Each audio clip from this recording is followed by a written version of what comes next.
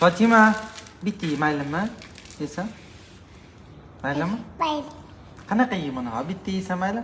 Bitti mayli. Rahmat. Qarab turing, xo'p, qarang. Bitti. Ko'p yemang. Faqat kulish yo'q, xo'p? Rozimisiz? Ha, yozaman. Rahmat.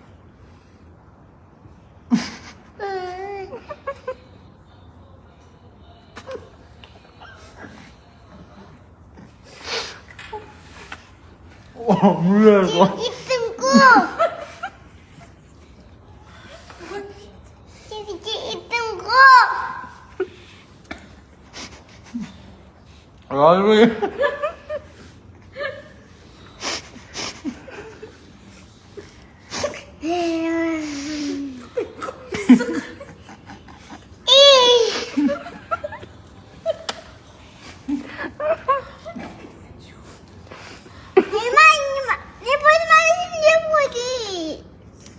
Biliyorum.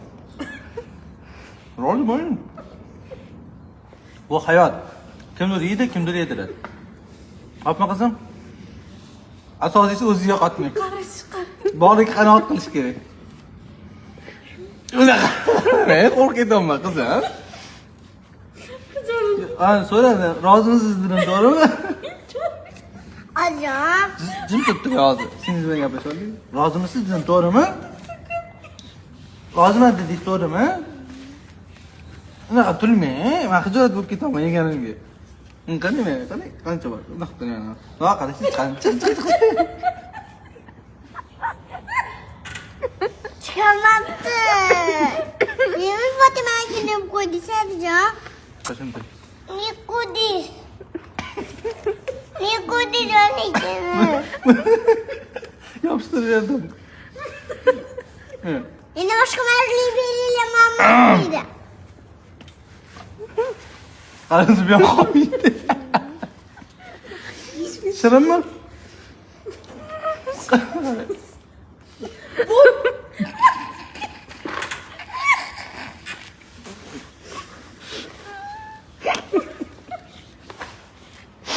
Oy bir şey yapma.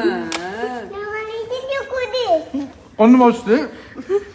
Yamanıydın ne koydu? Hadi hemen. Uçun.